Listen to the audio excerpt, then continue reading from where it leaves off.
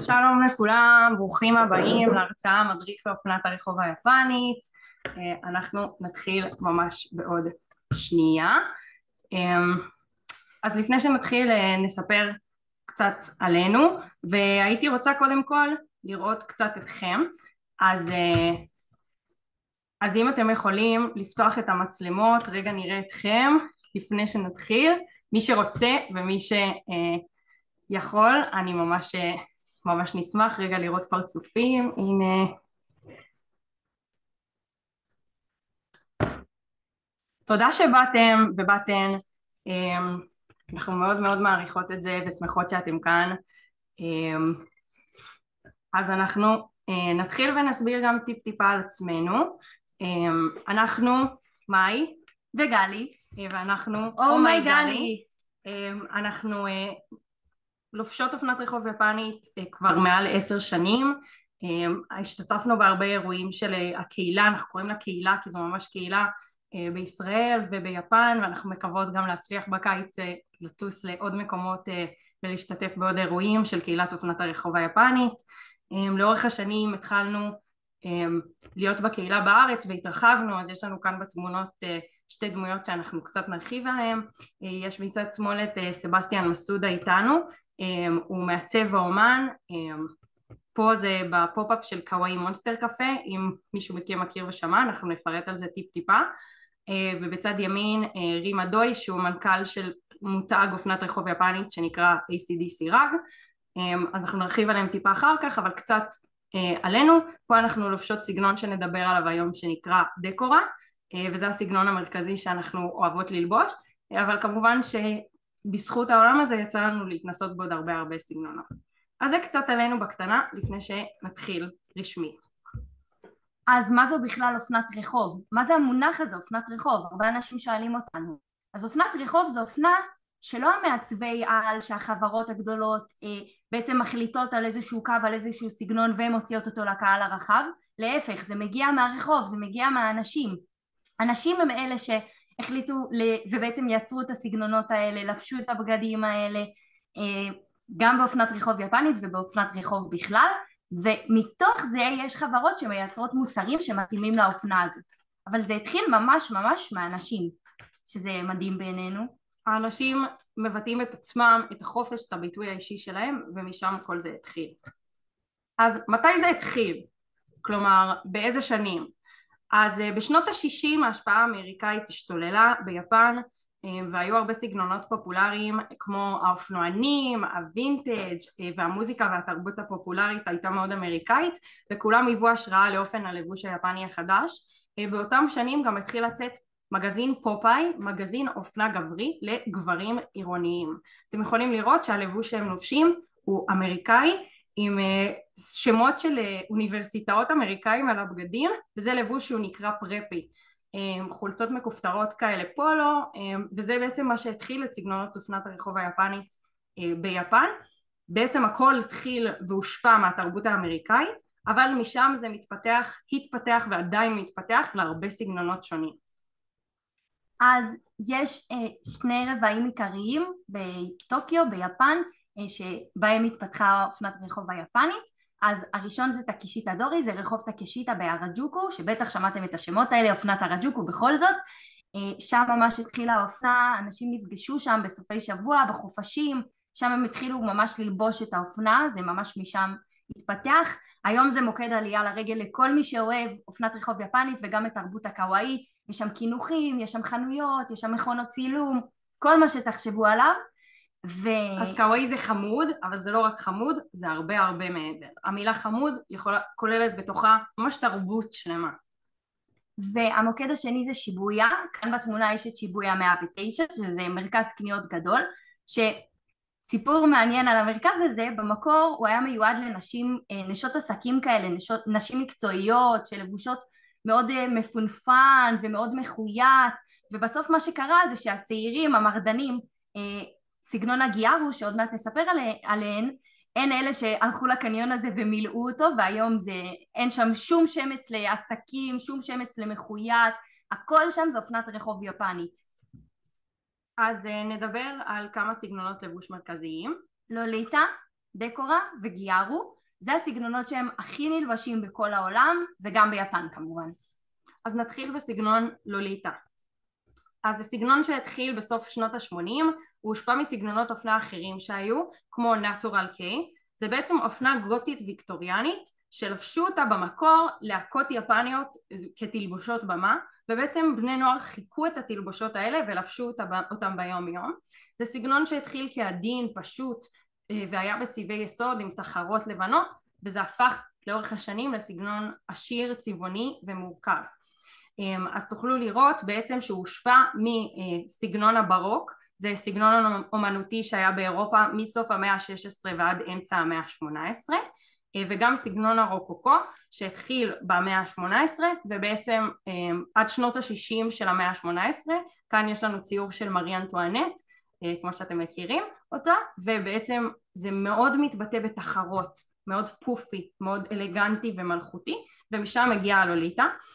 למרות שלוליטה יש לה מראה אחיד, זה בא בכל מיני סגנונות, צבעים וצורות. המראה הכללי מתאפיין בסמלות, חצאיות ועוד פריטים, אבל השילוב, הסגנון והצבעוניות של כל האלמנטים יכולים ליצור סגנונות שונים ומגוונים של לוליטה. אז נדבר על כמה תת סגנונות. הראשון זה סוויט לוליטה. סוויט לוליטה הוא חמוד, הוא שואב המון השראה מתרבות הקוואי שאמרנו, ויש בו צבעי פסטל, צורת חצאית הגלגלה ונפוחה שקוראים לה גזרת קפקייק, אז אתם יכולים לראות כאן הדמות שלנו מתלבשת. החצאית מאוד מאוד נפוחה, והמאפיינים שיש על החצאית, על הסמלה בעצם, הם ממתקים, דובים, כל מה שחמוד בעצם. דברים נוספים זה למשל פפיונים גדולים או איזשהו כיסוי ראש שמתאים לסגנון, גם נעליים יפות ואביזרים כמו צ'וקרים, בעצם משהו שהוא מאוד מאוד מאוד חמוד.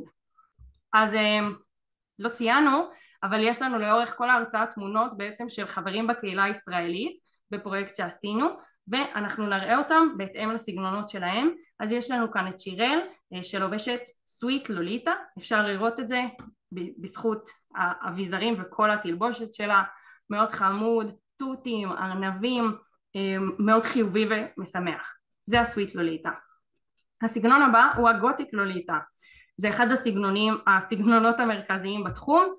בניגוד לסגנון הגותי שמכירים באופנה המערבית, לא טובים את הפנים בלבן וניפור שחור מאוד מאוד חזק, זה יותר מאפיינים גותיים כמו של הסגנון הגותי, בנייה גותית, אז אפשר לראות כן את הצבעים שחור, כחול, רויאל ולבן.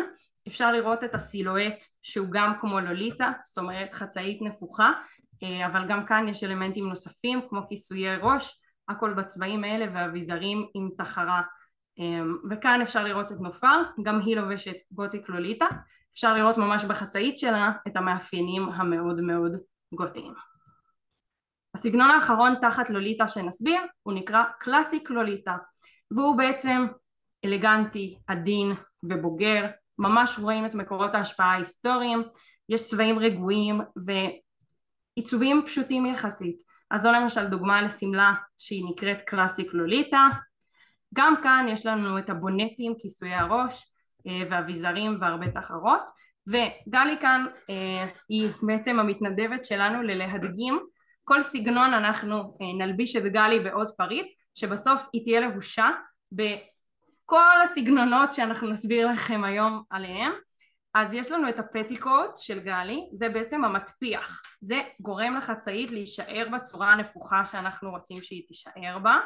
אז גלי לבשה לנו את המטפיח, וכאן יש לנו חצאית קלאסיק לוליטה, יש עליה טבע, יש עליה צבעים וחיות, ציפורים, בעצם כל מה שהוא קלאסי, זה קצת גם סוויט, אבל בגלל שזה לא ורוד וצבעוני, אז זה לא מאוד מאוד סוויט וזה יותר קלאסיק לוליטה. אז רגע ניתן לה לשים את החצאית. קודם לשים את החצאית ואז את המטפיח, זה חשוב מאוד. זה יותר קל ככה. אז זו הדוגמה הראשונה שלנו, אז אנחנו ניתן לגלי רגע להתלבש, והיא בינתיים נשארת ככה, חצי גוף, פלא גוף תחתון, לוליטה. אז יש לנו כאן את אנסטסיה שהיא לובשת קלאסיק לוליטה, בזכות נופר שהכירה לה את הסגנון, ואתם יכולים באמת לראות סילואט מאוד קלאסי, תחרות מאוד עדין, לא הרבה דיטיילס, וזה הסגנון של הלוליטה. יש עוד סגנונות בלוליטה מאוד מעניינים, כמו אוג'י, זה סגנון שמשלב בין הלוליטה לבין לבוש גברי יותר, זה נסיך כמו נסיך, וואה זה מסורתי עם לוליטה, וגם יש פאנק כמו הפאנק הלונדוני, שילוב שלו עם הלוליטה. בישראל יש קהילה ספציפית ללובשות לוליטה ולובשי לוליטה, הם מתלבשים בסגנון ויש להם אירועים שונים כמו מסיבות תה, שזה משהו שמאוד נפוץ ללובשי לוליטה. לקבוצה קוראים בפייסבוק ישראל לוליטס, ומהם גם יש הרבה מהמידע כאן בהרצאה. אז יש לנו עוד דוגמה לאוג'י בקהילה הישראלית, ליר שלובש כאן אוג'י, מאוד מלכותי אבל עם מבנה מאוד גברי של הלבוש ולא נשי מאוד. אוקיי, אז עכשיו נגיע לסגנון שאנחנו הכי לובשות אותו והכי אוהבות אותו, למרות שאנחנו אוהבות את כל הסגנונות, דקורה זה הסגנון שלנו. אז מה זו דקורה? מה זה אומר? דקורה זה סגנון שהוא צבעים עזים, כמות מופרזת של אביזרים, צבעוניות, צעצועים, משחקיות. הסגנון התפתח באמצע שנות ה-90, וכשחושבים על אופנת הרג'וקו חושבים דקורה, רוב האנשים. דקורה, השם זה מהמילה decoration באנגלית, שזה קישוטים, כי באמת משתמשים בהמון המון קישוטים. אז למה דקורה התחיל? איך דקורה התחיל? תומואה שינוהרה, שהיא כאן בתמונות, היא התחילה להשתמש באביזרים שהם לא אופייניים ללבישה, כמו צעצועים, אתם יכולים לראות, היא ממש ממש מקושטת, המון משחקיות, וזה מה שהתחיל באמת את הדקורה ופיתח אותה. אז הבגדים בדרך כלל יש עליהם הדפסים מאוד מאוד צבעוניים ומגוונים, חצאיות טוטו, פפיונים והמון המון סיכות על השיער. לא סיכה אחת, המון סיכות על השיער. שרשראות כמובן, צמידים, נעליים מגניבות, זה הסגנון. גם הדקורה מגיעה בתת סגנונות רבים, למשל אפשר לעשות דקורה לפי דמויות. אז יש כאן אותי מצד ימין, עשיתי לוק של דקורה, פנדה. אני מאוד מאוד אוהבת פנדות, זה כל הלוק שלי.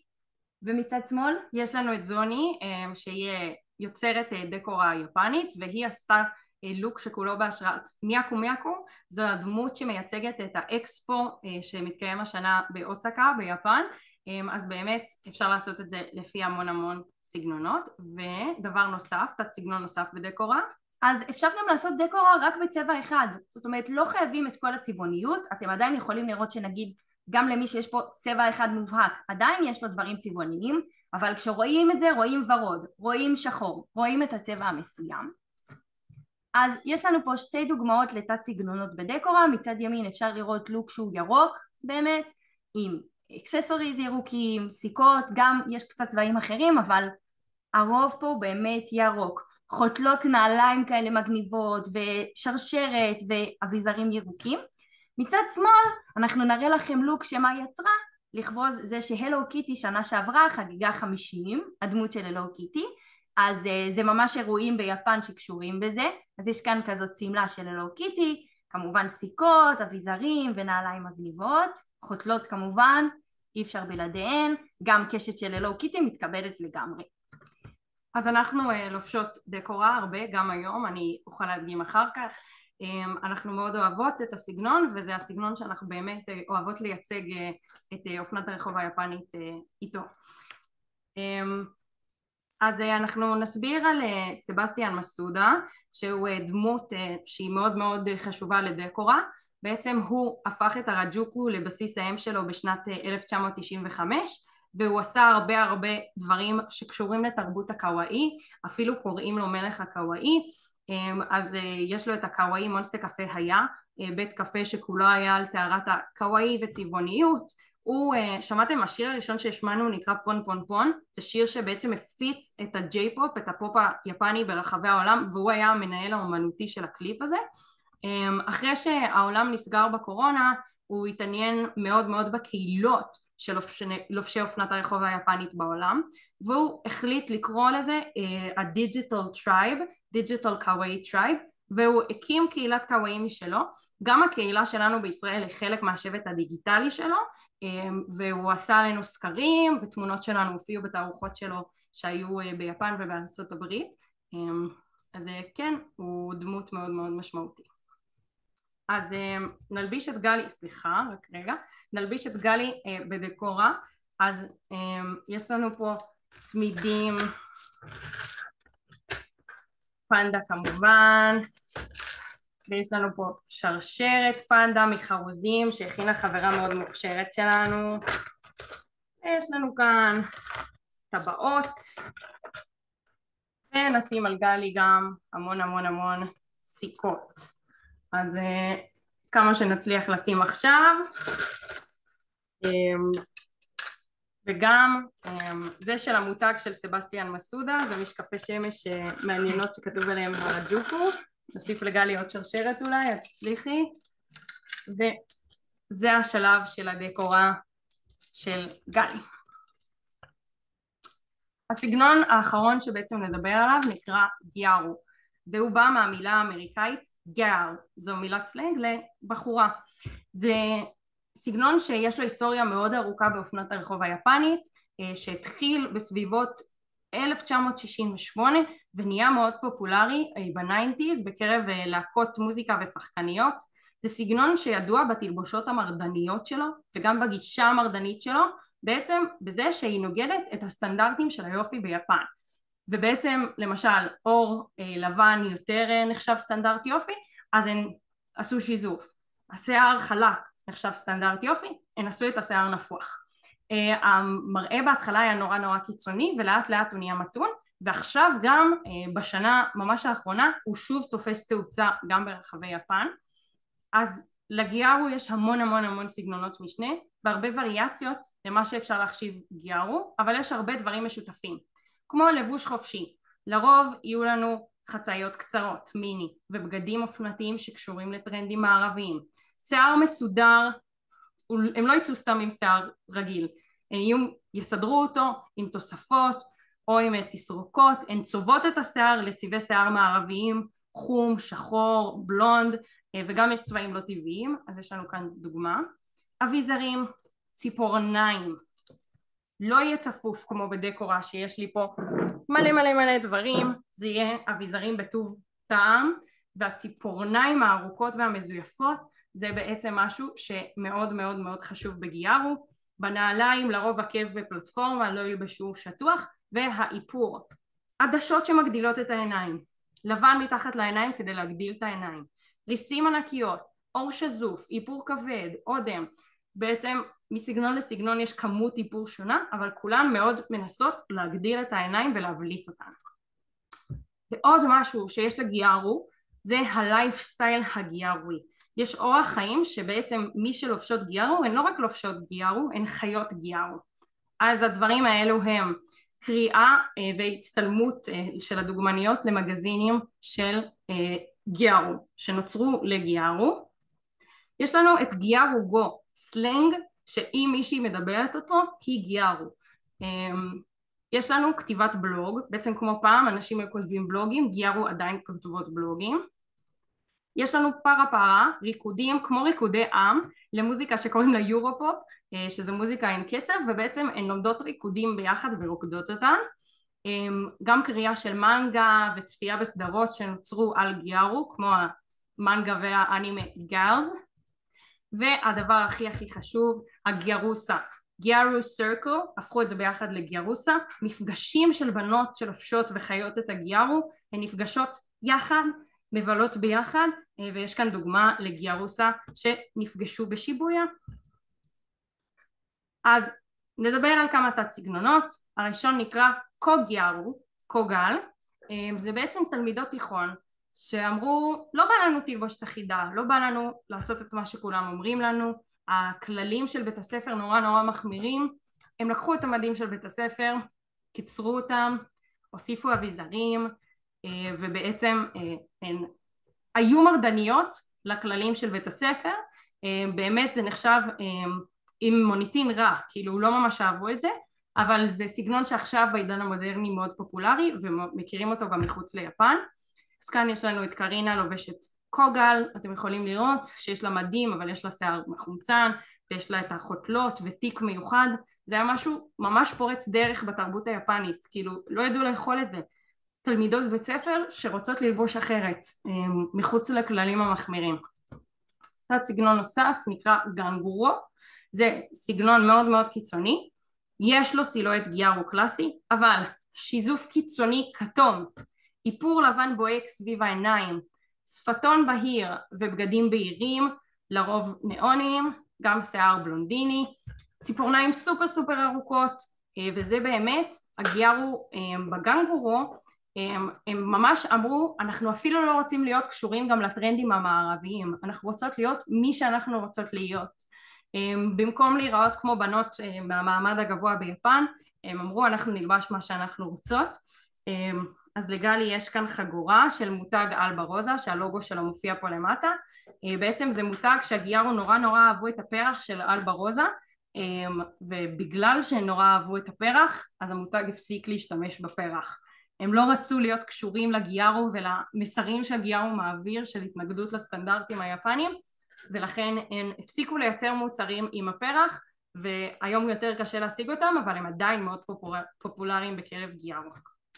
אז יש לנו גיארוסה ישראלית שקוראים להן אקיפויו, זה ממש הלייפסטייל שלהן יותר מ10 שנים, בכל שנה הן לובשות בגדים וסגנונות שהיו טרנדיים בשנה מסוימת קודמת, אז כאן הן מצולמות נוי וג'ורג'י, נוי בצד שמאל וג'ורג'י מימין, שהן לובשות וחיות בגדים של 2008, אתם יכולים לראות ציפורניים מקושטות, אביזרים יש אבל לא כמו בדקור האובר, עקבים, שיער סופר מסודר, וזה בעצם הגיארו. אז קצת נרצה לספר לכם על הקהילה הישראלית. אז איך זה התחיל? איך הקהילה הישראלית בכלל התפתחה? אז הייתה תצוגת וצעדת האופנה הראשונה של קהילת אופנת רחוב יפנית בשנת 2015. יש יום בינלאומי שהוא יום צעדת ההראג'וקו, ושלוש בנות, אור טרייסי עזרן, ריני ומיכל, הן בעצם התחילו את זה. אנחנו צעדנו מהבימה עד הסנטר, שדיזינגוף סנטר זה ממש מקום בשבילנו כקהילת אופנת רחוב יפנית, היו לנו שם אירועים, ירידים, תצוגות אופנה, דוכנים שקשורים באופנת רחוב יפנית, וזאת תמונה מהצעדה הראשונה, הנה אני נמצאת כאן, והיה ממש ממש כיף. אז הקהילה הייתה בעיתונות מספר פעמים, כמו שאמרנו יש בשיתוף עם הדיזינגוף סנטר ירידים, תצוגות אופנה שקשורים באופנת רחוב יפנית, הגיעו דוגמנית של מותג ליזליסה, מותג גיארו, ורימה המנכ"ל של ACDC רג ממש ביקרו בארץ. יש שיתופי פעולה עם מוזיאון האומנות היפנית טיקוטין, אוניברסיטת תל אביב, האוניברסיטה העברית כאן עכשיו, וארגון האנימה והמנגה הישראלי. חלק מאוד גדול מהקהילה אוהב גם אנימה ולוקח חלק בכנסים של המאי, שממש מהווים בית לקהילת אופנת הרחוב היפנית שנים רבות. אנחנו נחשפנו לאופנת רחוב יפנית דרך כנס של אנימה ומנגה, אז זה ממש מרגש ויש לזה מקום בשבילנו בלב.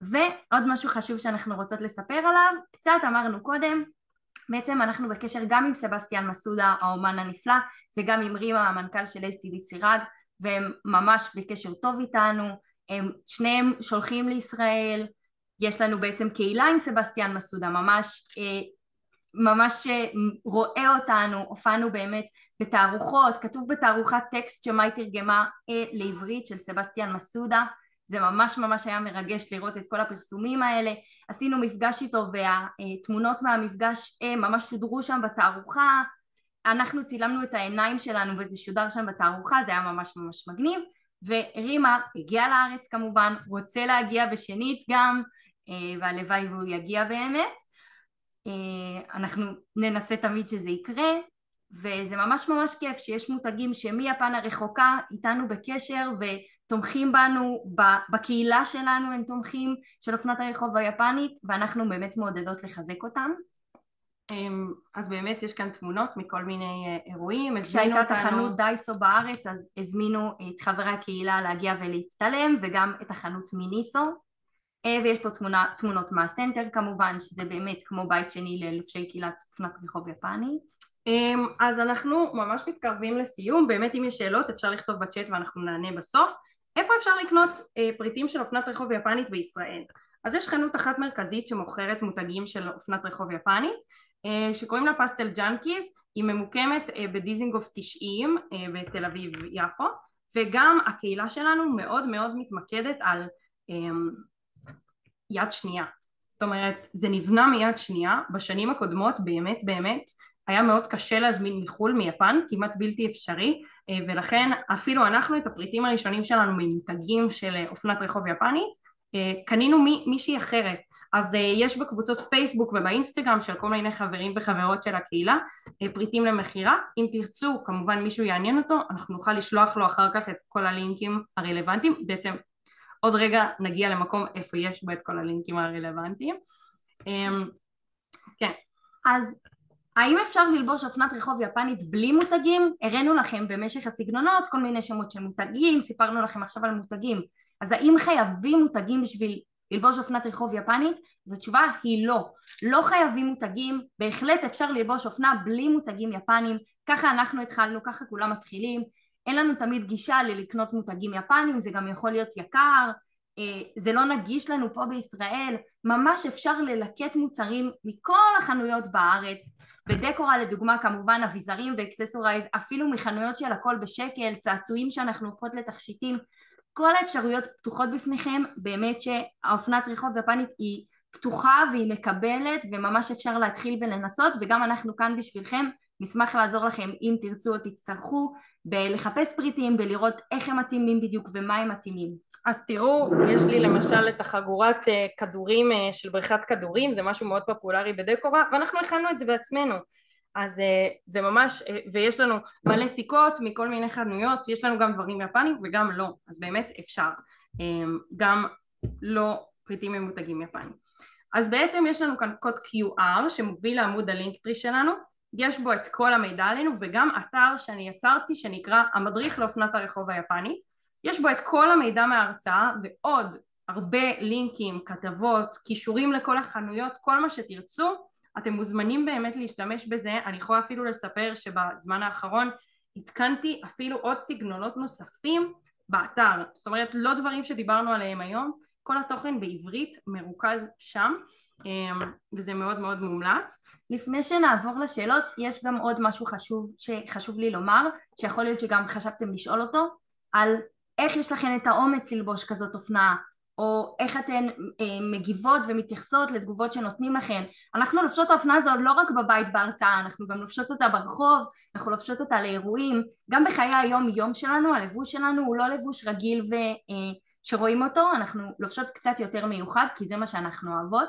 אז יש מסר שחשוב לי להעביר אותו, שאני חושבת שאם מישהו ירצה לרדת עליך, אם מישהו ירצה להעליב אותך או לפגוע בך, הוא ימצא על מה. על כל אחד, גם מישהו מושלם יכולים לצחוק עליו שהוא מושלם מדי. כל אחד אפשר למצוא, אם מישהו מחפש, תאמינו לי, הוא ימצא. אז לפחות אני לובשת, ואני גם מעודדת אתכם ללבוש את מה שאתם אוהבים ומה שאתם רוצים, ולהיות בהחלטה שלמה עם זה. ואם יצחקו עליכם, אז לפחות זה יהיה על משהו שאתם מאמינים בו, אז יהיה יותר קשה לשבור אתכם. אז זה המסר שלי אליכם, באמת, וגם של מאי כמובן. תהיו מי שאתם. תהיו מי שאתם, תלבשו מה שאתם רוצים, תעשו מה שאתם אוהבים. לשמחתנו קיבלנו תגובות מאנשים שפגשו אותנו, שסיפרנו להם על האופנה, שהם עכשיו לובשים דברים שהם אוהבים יותר, בלי לפחד לקבל ביקורת, וממש משתפים את עצמם, ואנחנו ממש מרגישות שהאופנה זה דרך לשתף את עצמך ולהראות את עצמך, את עצמך האמיתית, הצבעוניות, או לא בכך את הצבעוניות, כל אחד מה שהוא אוהב. אז באמת זה משהו שחשוב לנו שתדעו. אם מישהו ירצה לרדת עליכם, לצחוק עליכם, הוא ימצא על מה. לפחות אם אני כבר חושבת שאם כבר עושים את זה, לפחות שזה יהיה על משהו שאני שלמה איתו ואני אוהבת אותו ואני מאמינה בו, מאשר דברים שאני לא יכולה לשנות או דברים שלא תלויים בי. אגב, לא בטוח שגם יצחקו עליכם, זה רק סיטואציות מאוד קיצוניות. הרבה מהפעמים אנשים מקבלים, אוהבים ומעריכים את זה שאתה עושה את זה. זאת אומרת, זה לא בהכרח חייב להיות שלילי, אבל אם והגעתם למצב שמישהו רוצה ללעוג, אז זה לא משנה. בעצם תהיו מי שאתם. אגב, אנחנו לובשות היום עוד יחסית רגוע, נגיד את זה ככה, אנחנו בדרך כלל מתלבשות הרבה יותר מוגזם, ובאמת רוב התגובות שאנחנו מקבלות הן חיוביות. התגובה הנפוצה היא, מה, פורים היום? בטח חלקכם שמעתם את התגובה הזאת, ואני פשוט עונה, לא פורים, זו אופנת רחוב יפנית. מי שאוהב את זה, מעולה, מי שלא אוהב את זה, גם זכותו. אני אוהבת את זה, ולכן אני לובשת את זה, וגם מאי, וזה מה שחשוב. אז שנייה לפני שנסיים, נאמר שוב, לפני שנעבור לשאלות, בעצם נאמר תודה לאוניברסיטה העברית על ההזדמנות. זו הפעם השנייה שאנחנו מרצות במסגרת יום אסיה ויום יפן, ובעצם זה המקום גם לשמוע על מלא דברים מעניינים, להיחשף לתרבויות אחרות, אז אנחנו מאוד מאוד מעריכות את שיתופי הפעולה האלה גם כן. אז תודה לאוניברסיטה ותודה לכם שהשתתפתם והצטרפתם לזום בעצם להרצאה שלנו. אז אנחנו נשמח עכשיו לענות על שאלות, להסביר יותר אם אתם רוצים, מה שתרצו. ראינו כבר כמה שאלות בצ'אט, אנחנו נענה עליהן, ואנחנו מודות לכם שבאתם, הקשבתם. אנחנו מקוות שקצת שימחנו אתכם, קצת נתנו לכם הפוגה בתוך כל מה שקורה. גם בזה אנחנו מאמינות שחשוב להמשיך להיות מי שאנחנו, גם כשדברים קורים, כי זה מה שאנחנו מאמינות בו בחיים, להיות מי שאתה ולהמשיך עם זה. אז באמת תודה, ואנחנו ממש נשמח לשמוע מכם איך היה. אתם יכולים לכתוב לנו ולשתף איתנו, אנחנו ממש שמחות תמיד להמשיך ולהתפתח ולהתקדם, וגם אם נהניתם אז עוד יותר אנחנו נשמח לשמוע. אז יש לנו כאן כמה שאלות. מה הקשר של סבסטיאן לקוואי מונסטר קפה? הוא בעצם זה שהקים את הקוואי מונסטר קפה, הוא עיצב את הקוואי מונסטר קפה בעצמו. זה בעצם, הוא סיפר לנו שבחלומות בלילה שלו בעצם עולים לו כל הדמויות, ובעצם ככה הוא מעצב את הדברים. אז זה, הקוואי מונסטר קפה היה שלו. זה היה מקום שהוא ממש היה גם מוקד עלייה לרגל, ונסגר בעקבות הקורונה, לא הגיעו מספיק אנשים והיו צריכים לסגור. וסבסטיאן מסודה פותח בקרוב מסעדה חדשה בקיוטו, Future Train, עכשיו ממש בתהליכי הקמה, ויש לו עוד יש לו עוד כל מיני תוכניות ברחבי העולם. המסעדה החדשה היא בתוך קרון של רכבת מהירה יפנית, אז זה ממש ממש מגניב. מקוות שנוכל לראות את זה באמת בנוי ומוכן. קיבלנו עוד שאלה, האם אופנת הרחוב היפנית ייחודית רק לנשים? אז לא, גם ביפן עצמה וגם בארץ בקהילה יש לנו גברים שלובשים אופנת רחוב יפנית. אפשר גם ללבוש גם קצת מאפיינים, גם לא חייבים להיות מוגזמים, אני קצת מרחיבה את השאלה. אפשר גם ללבוש סתם קצת מאפיינים ועדיין אתה חלק ולובש אופנת רחוב יפנית. וביפן יש גם דקורה שזה גברים, וגם גיארו, קוראים לזה גיארו שזה גברים שלובשים גיארו, ובאמת המון המון סגנונות נוספים שלא דיברנו עליהם, שגברים אפילו גבריים, זאת אומרת בנראות גברית גם לובשים אותם. אז זו שאלה מצוינת. והאם יש הגבלת גיל לאופנת הרחוב היפנית ביפן? אז גם בקהילה בארץ וגם ביפן לא, אין הגבלה. סבסטיאן מסודה שהוא בעצם עוסק בזה, אמנם הוא, לא יודעת אם הייתי מגדירה אותו לובש אופנת רחוב יפנית, אבל הוא ממש הוגה ויוצר, הוא מעל גיל 50 אם אני לא טועה. בישראל בקהילה יש גם ילדים בגיל יסודי שאוהבים ונהנים ללבוש אופנת רחוב יפנית, וגם בגילי 40 אפילו יותר. אנחנו עוקבות אחרי מישהו שלובש אוג'י, לוליטה בגרמניה, והוא בן 55, אז זה באמת לכל הגילאים. וגם בארץ אנחנו מזמינות את כולם, אנחנו מקוות שבעתיד הקרוב אנחנו נוכל לקיים איזשהו מפגש, גם מי שלא לובש עדיין אופנת רחוב יפנית, גם מי שרק רוצה להתעניין ורוצה לראות, תבואו, אתם מוזמנים למפגשים שאנחנו מקיימות, לא חייבים להיות לבושים באופנת רחוב יפנית, העיקר שזה מעניין אתכם ואתם רוצים לשמוע עוד ולהיחשף לעוד אנשים. מעולה, תודה רבה. תודה רבה לכולם. אנחנו כמובן זמינות באינסטגרם או בכל הרשתות, פתחנו גם עמוד פייסבוק חדש באותו השם, אומייגלי, אתם מוזמנים ומוזמנות. תודה על הזמן ועל זה שאתם כאן, ונתראה באירועים הבאים. אנחנו באמת מקוות שהקיץ יש כל מיני תוכניות שנתגשמו, אנחנו כמובן נעדכן ברשתות החברתיות שלנו. תודה לכולם, נשים רק מוזיקה קטנה לסיום. ואם יש למישהו עוד שאלות אז אנחנו עדיין כאן. כן, תודה רבה. לכולם.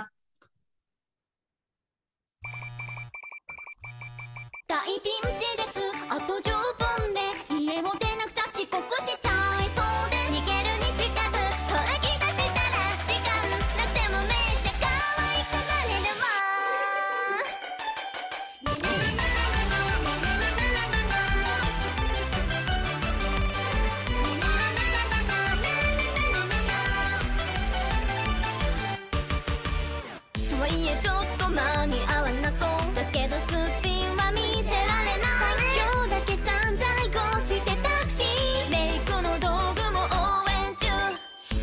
のでかい夢に比べたらこんな失敗はちっちゃいからこの可愛さに免じて許してお願い取り柄ないけど顔が可愛いのも才能だと思って優しくしてほしいのであの手この手で今をときめけ少々磨け磨け磨け可愛さで世界征服可愛いだけじゃダメですか右左正面休止させちゃう可愛いものはみんなギュギュッとして時は戦国小野小町も多分本気出してた愛を取り合う戦いなのです臆病な心はポポポイとしてシェアでハピハピ楽しくなれるここがここがここが世界一の場所